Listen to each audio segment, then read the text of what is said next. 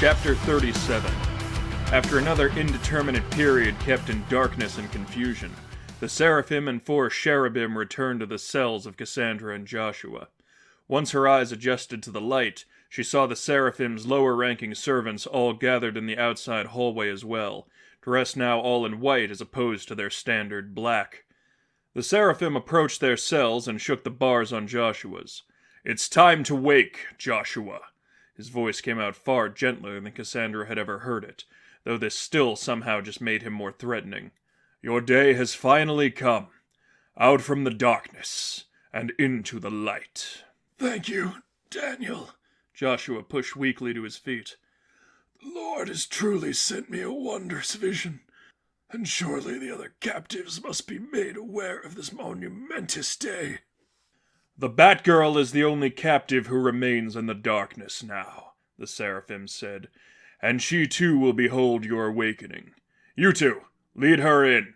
As the Seraphim personally released Joshua, the man and the ox at his side opened Cassandra's cell.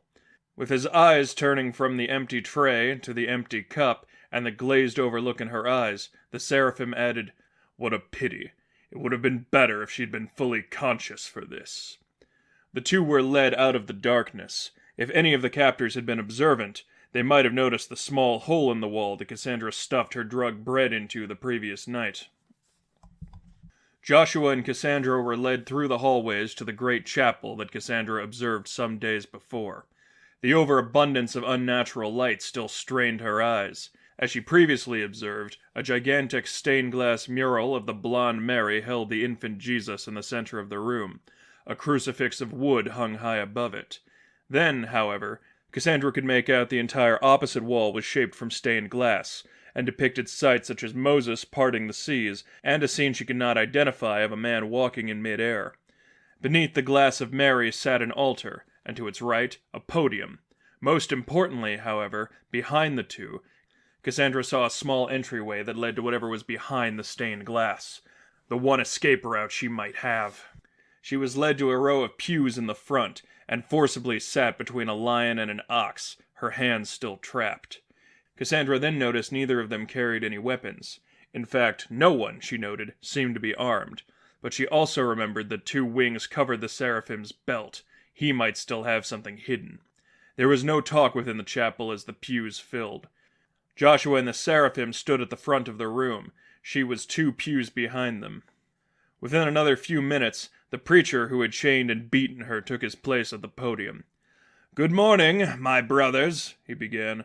"Good morning, Brother Lester," the room chanted as the doors of the chapel slammed shut. "We are gathered here once more, on the Lord's Day, for a truly wonderful moment." Cassandra was already clenching at his words, which were no softer than they'd been when she sat opposite him in the white room. "Our worldly master the Seraphim has spread the word, and I can give you all the assurance now. Our eldest captive, Joshua Leibowitz, has finally seen the light." A cheer roared throughout the room as Cassandra studied the figures that surrounded her. There were perhaps 50 packed into the small chapel, and she estimated 12 were cherubim. Thanks to the helmets and the claim of the whistle's constancy within, they and the Seraphim would surely be the hardest to escape from. "Our services will begin as planned after our brother Joshua's conversion, so he may completely partake in the feast of the Lord's love. But the Seraphim has requested a final summary of our plans against the heretics." With that, the preacher stepped down from the podium and sat in the pew next to Joshua and the Seraphim. The latter rose to his feet and took the stand. "I don't think it is necessary to say much on this front," he said. "My brothers, we've been planning this moment for years, and after our many investments, calculated choices, and much prayer, the day is finally upon us. Mere days from now, the heretics of Gotham City will be celebrating the feast of solstice they call Christmas. A vile appropriation of our Lord Jesus Christ by the work among ancient druids, servants of Satan himself." In amongst the chaos, Cassandra had completely forgotten how close Christmas was. "And it is on that day, the day our Lord's image has been perverted, distorted, and disgraced the most, that we shall at last take our place in history." Cassandra raised her eyes as her heart began to race. The Seraphim was building to an attack on Christmas Day? What on earth was this? The only question remaining is if we are prepared. Is everything set? A number of voices, maybe 20, rose through the chapel and gave him confirmation. After a few seconds, Cassandra saw Joshua raise his head to this, perhaps as confused as she was. He spoke up. My brother, if I may inquire, what is it you refer to? He said. As a new member of the church, have I not a right to know? Yes, Joshua, you do, the seraphim said. Somehow I knew this would be your time of awakening. Your name is Joshua, just like the one who destroyed another city of sinners, after all. Gotham will soon be the new Jericho. For 3 years now we have sought this moment, hiding in the shadows until the time that we could finally reveal ourselves. Quickly and quietly we have visited every single one of over 5,000 churches in this city, and within all of them we have planted explosives in their foundations. Save for a single one I have already designated, which I shall destroy personally to announce our presence. Cassandra's heart sank deeper as she absorbed this terrible information. They are buried deep beneath the houses of false grace, and custom designed. No trigger, no switches. They react to a specific electronic pulse, and we've planted hundreds of them across this sodomous city as well.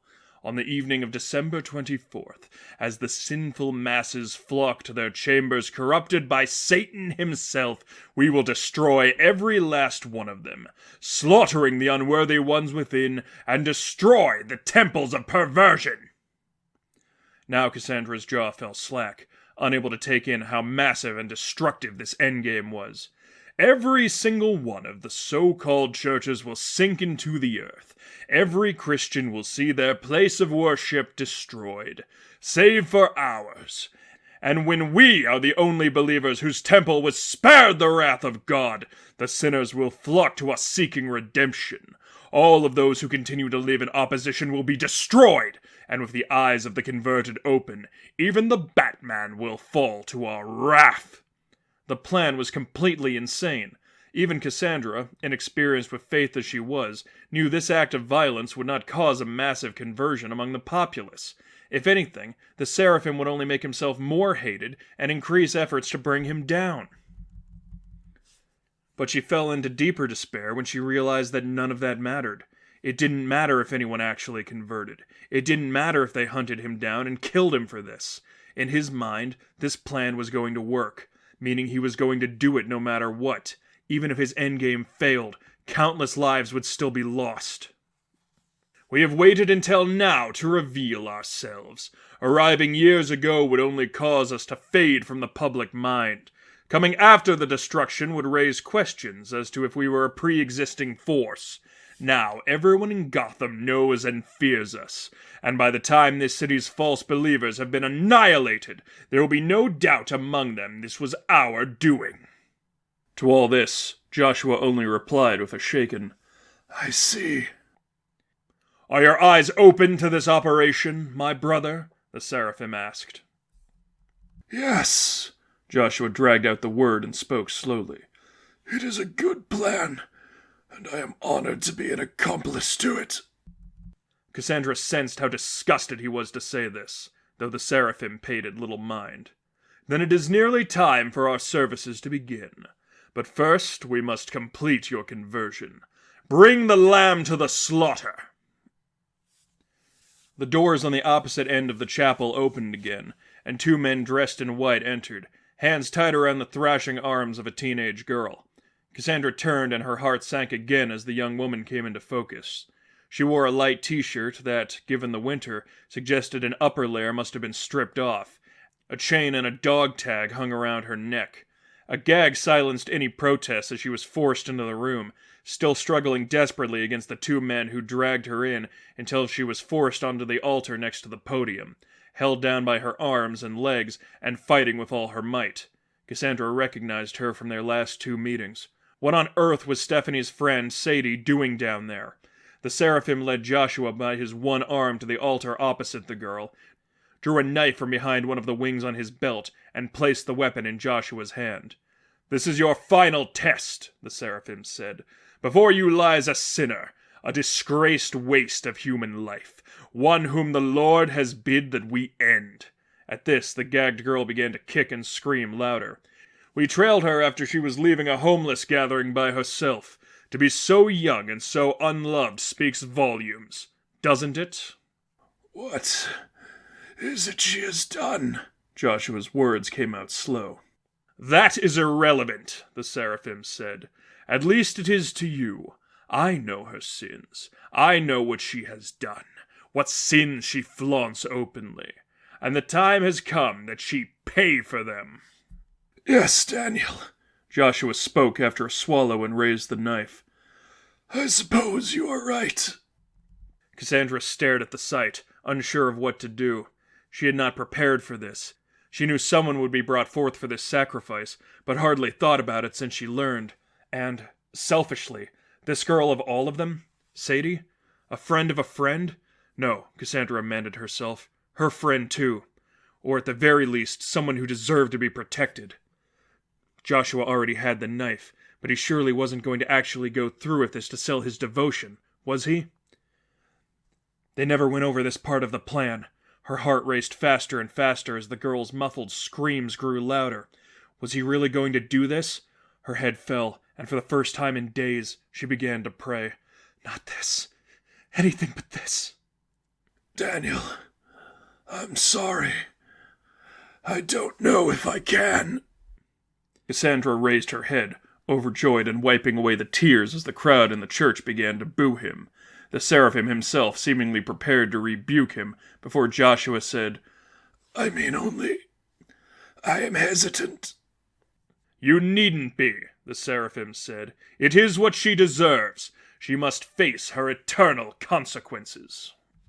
"I know she must, my brother. I am sorry. It is as if Satan has taken hold of me. Please, I only ask, give me just a taste of the epiphany." The room quieted, save for Sadie's continued resistance, as the seraphim contemplated this. "You must carry out your duty free of delusion." "Please, Daniel," Joshua said. "I am so little now. My spirit is willing, but my flesh is weak. Please give me just a little. Let me fulfill God's plan for me." The seraphim said nothing as every eye turned to him in wonder at how he would react. He seemed decidedly troubled by this, but one could see his hand very hesitantly reach for one of the pockets of his pants as he at last drew out the small device. He cranked one side ever so slightly. "Can you feel it?" Joshua's twitching seemed to answer his question as he said, "Yes. Oh, though I am blind, I see so clearly." And with that, he threw his one arm around the seraphim and proclaimed, Yes, at last I am prepared to fulfill my purpose. At last, I can again celebrate my religion." Joshua thrust the blade into the seraphim's back. He let out a roar of pain as he suddenly released the device. Every parishioner within the chapel made a run toward the two, unsure of exactly what was happening, as Joshua fumbled around on the floor until he found the device. He screamed, "Cassandra, run!" As he did, he cranked it as high as it would go. The chapel careened into complete pandemonium as the whistle filled the room. Every one of the men in the pews began to turn and strike one another. Each screamed in terror and madness as they did, save for the cherubim, who remained firmly in place. The seraphim struggled to regain his composure and pulled a knife from his back. From Cassandra's perspective, however, the sight was even more nightmarish. Within moments of hearing that whistle, the skin of the men within seemed to fade, tear, or disappear. Every single figure around her became monstrous in one way or another. Some bore fangs, others horns, and some seemed to mutate and meld into multi-headed monstrosities.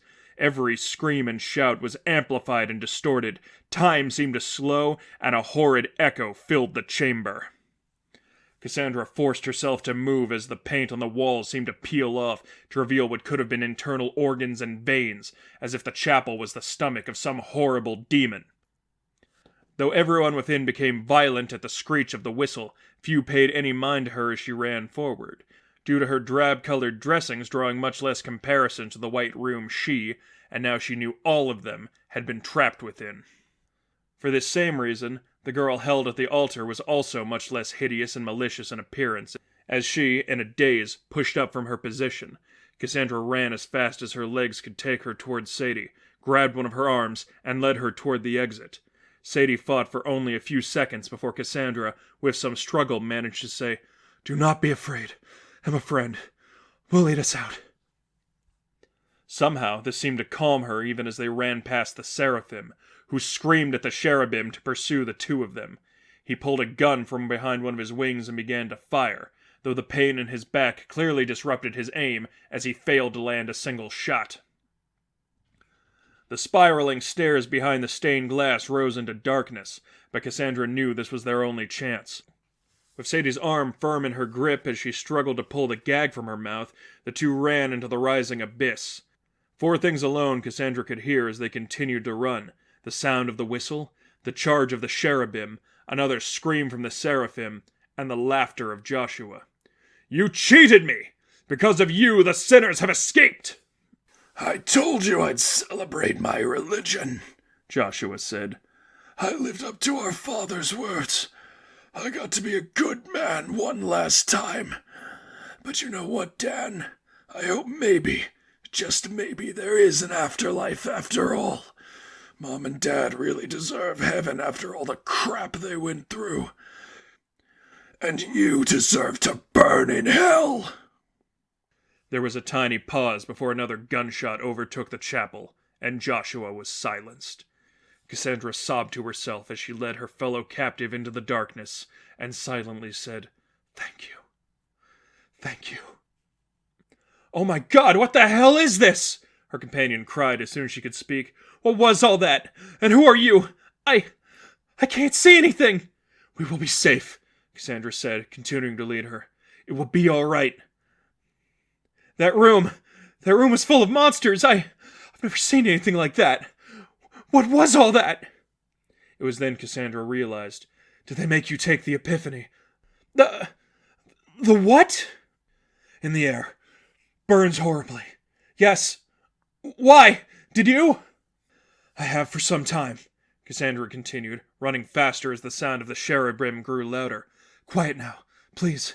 As they came to the top of the spiraling staircase, Cassandra felt around on the ceiling until she found a panel with some give, pushed upward, and discovered a trap door. She rose from it, led Sadie out, and slammed it shut as the cherubim nearly closed in on her. For a moment, she was allowed to think herself safe. Then came a terrible, thunderous roar. Cassandra looked up to see something else now, some gigantic, horrible devil with a single glowing golden eye rushing toward the two of them. She grabbed a hold of Sadie again and jumped out of the way as it continued to run through what she now realized was a dark, wet cave. As she noted the long, gargantuan beast only moved forward, she felt sure the cherubim would not be able to exit the trap door until it passed. After another moment to catch her breath, Cassandra saw something in the direction of that beast. It was headed towards sunlight. Again she ran and led her companion toward the mouth of the cave.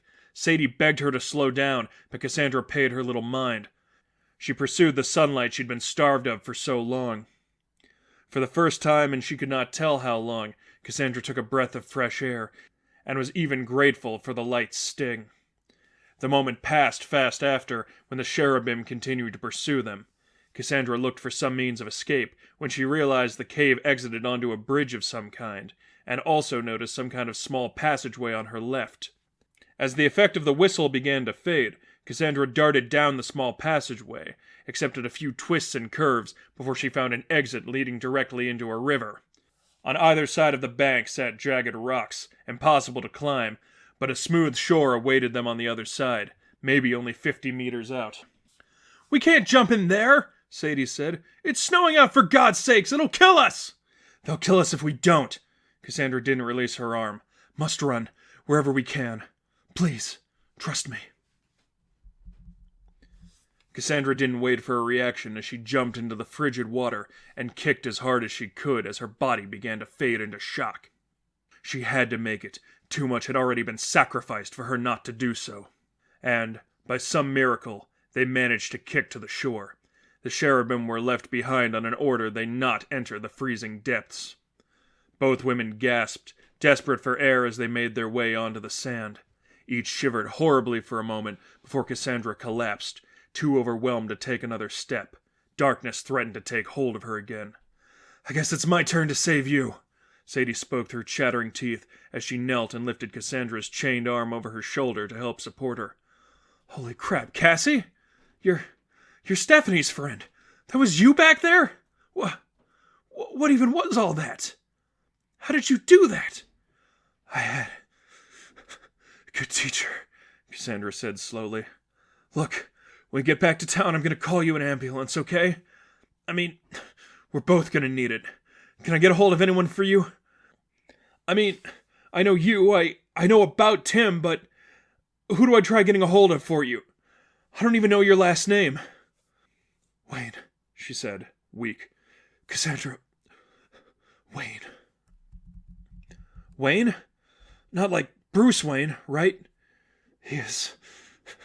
my father." It was a struggle to even get the words out. "Your father?" Sadie said in disbelief. I didn't even know he had a daughter." "Okay, I'm gonna call the hospital, and they're gonna call him, okay? Everything's gonna be okay." "Thank you." And with that thought of liberation on her mind, Cassandra allowed herself again to drift into the black.